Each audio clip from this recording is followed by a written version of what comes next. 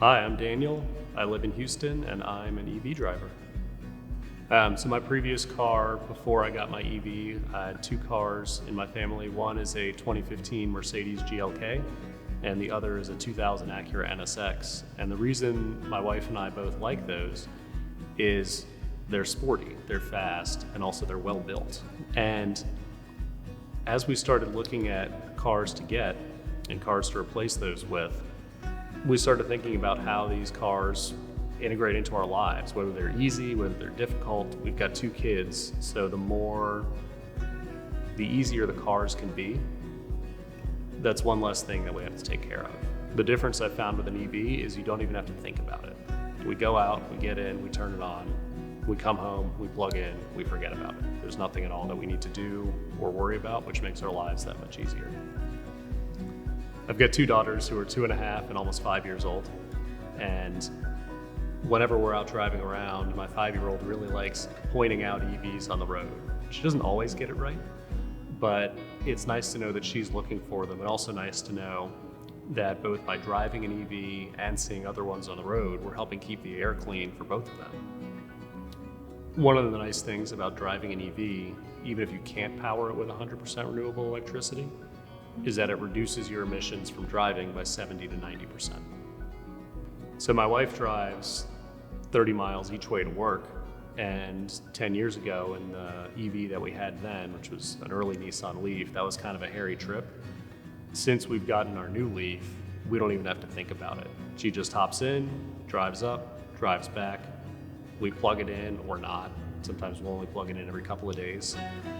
And it's just made it a lot easier. The way the technology has progressed over the last 10 years, you can get a car that's 4 times better, you go 4 times as far for about the same price.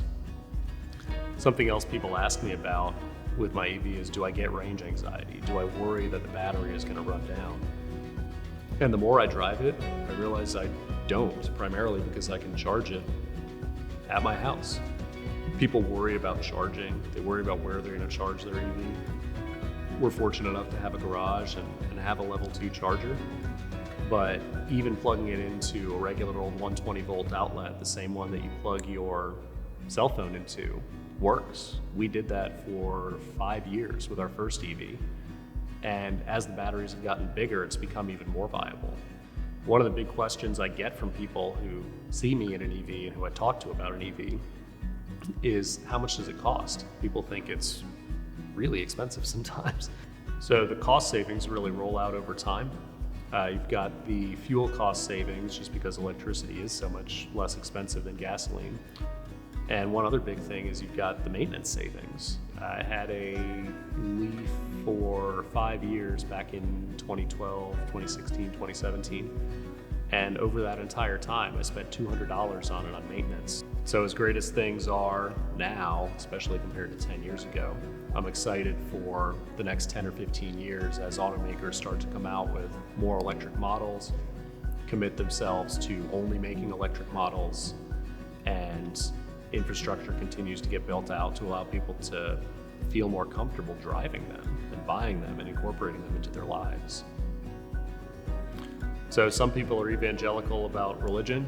I'm evangelical about EVs. I love talking about them. I've dedicated my career to them, and I'm going to be an EV driver from here on out.